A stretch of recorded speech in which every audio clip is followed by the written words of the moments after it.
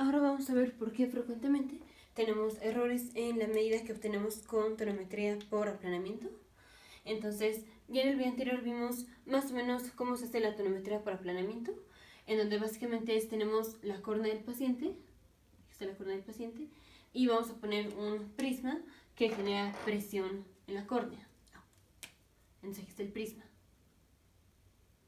Y ya vimos que se trata de que el prisma ejerza presión en la córnea hasta que la córnea quede plana, más o menos. O de esto es de lo que se trata. ¿Qué presión tendremos que poner en el prisma para que la córnea quedara plana?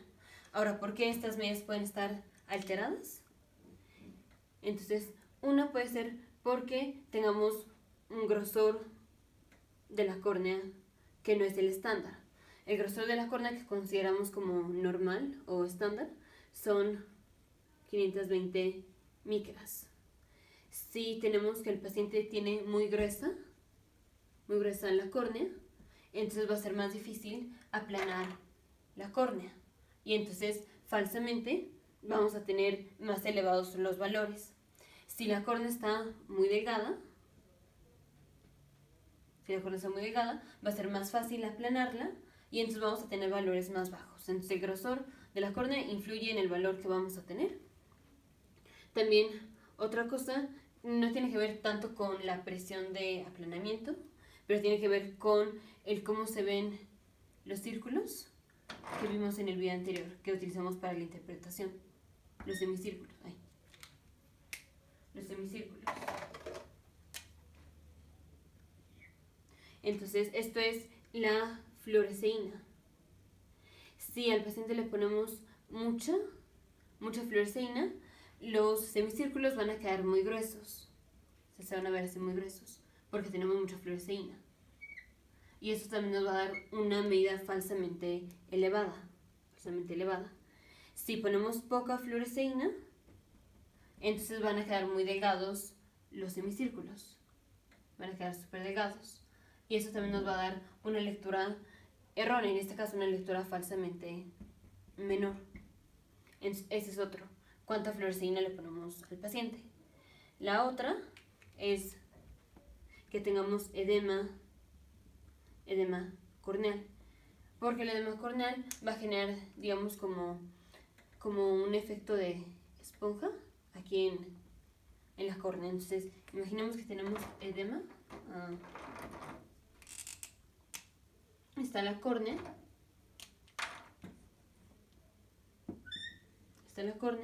Tenemos edema. Entonces aquí está líquido, y luego tenemos el prisma.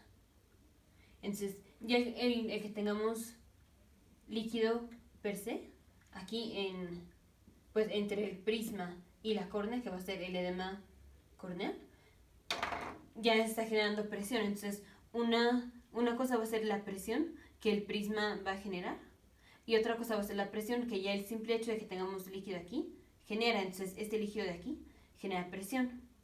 Entonces, tenemos la córnea y ya ese líquido le está generando una presión.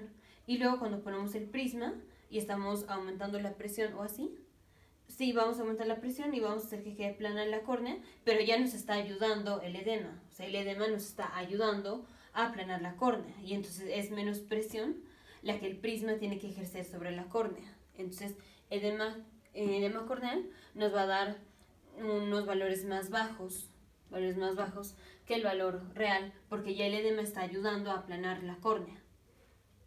Otro factor va a ser obviamente que esté mal calibrado el aparato. Mal calibrado, entonces siempre antes de hacerle la tonometría a un paciente hay que checar que esté bien calibrado. La otra va a ser cuando tenemos básicamente presión de pulso alta. Entonces esto también lo vimos en el video anterior, que puede influenciar en la medida que tenemos de los semicírculos, en donde si el paciente tiene presión de pulso alta es la presión sistólica menos la presión diastólica. Presión sistólica menos presión diastólica. Entonces, si es mucho la diferencia, se siente mucho cuando estamos en presión sistólica y cuando estamos en presión diastólica. Es lo mismo cuando estamos sintiendo el pulso de una persona y se siente muy fuerte, es por esto, porque hay mucha presión de pulso. mucha presión de pulso. Entonces, si hay mucha presión de pulso, como el humor acuoso, básicamente va a venir de que se filtra, bueno, no tanto de que se filtre la sangre, pero va a estar influenciada por la sangre que le está llegando al ojo. Y en cada latido le está llegando sangre al ojo. Y la fuerza con la que le va a llegar sangre al ojo va a ser influenciada por la presión de pulso. Entonces, mientras más presión de pulso tenemos, con más fuerza le va a llegar la sangre al ojo, y luego vamos a tener una disminución de la sangre que le llega al ojo, y luego otra vez le vuelve a llegar, y así. Entonces anda fluctuando, y entre los círculos van a estar así.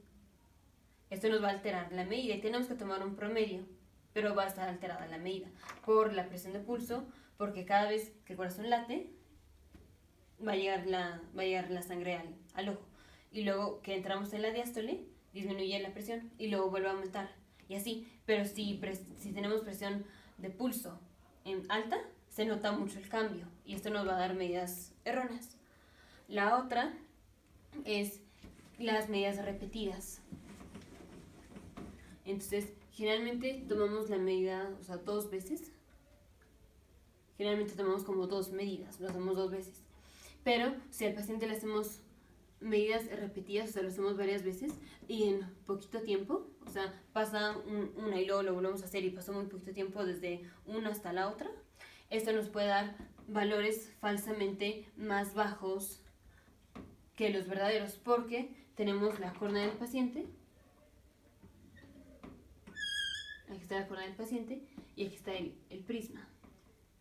Entonces, digamos, esta es la primera toma. Así, tenemos la córnea y se trata de que el prisma así, aplane la córnea. Ahora, digamos que esto lo hicimos varias veces. Y como estamos dando poco tiempo, desde una prueba hasta la otra, pues la córnea es rígida, esto es rígido. Y cuando aplanamos, pues va a tomar un tiempo en que se regrese la córnea.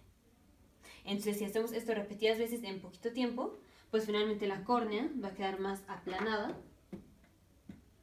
La córnea va a estar más aplanada y para esta toma en donde la córnea ya quedó más aplanada porque estuvimos haciendo repetidas veces aplanar la córnea con el prisma, lo soltamos. Otra medida aplanamos y soltamos. Otra medida aplanamos y soltamos. Pero no estamos dando suficiente tiempo, digamos, para que la córnea regrese a su posición original. Más o menos esto es bastante subjetivo, pero más o menos así es la idea. Entonces, si ya vamos, digamos que esta fue la toma número 10, ya la córnea, de tantas veces que le estamos poniendo el prisma y que ejerce presión, pues ahorita va a estar pues más plana de lo que normalmente estaría. Y entonces cuando ponemos este prisma, ya este prisma tiene que ejercer menor presión para terminar de aplanar la córnea. Entonces no es que la presión intraocular haya disminuido. No, la presión intraocular sigue siendo la misma. Pero digamos esto es como un mecanismo mecánico que por el hecho de estarle poniendo el prisma que le ejerce presión, se queda plana la córnea, o se queda más plana, se queda menos curva se queda menos curva la córnea. Entonces cuando ponemos el prisma para ejercer la presión, ya es menos presión que tiene que ejercer. Y entonces nos vamos a tener un valor falsamente disminuido. Entonces, razones por las cuales podemos tener error en la medida, o sea, que la medida por el tonómetro sea falso, o sea, que no corresponda, bueno, nunca va a ser exactamente la misma que la presión intraocular, pero que diste bastante de ser la presión intraocular que tiene el paciente, es por exceso o disminución de fluoresceína, por el grosor de la córnea, el edema corneal, que esté mal calibrado el aparato, o que hayamos hecho medidas repetidas con la tonometría. Nos vemos en el siguiente video, futuros médicos, científicos, ingenieros.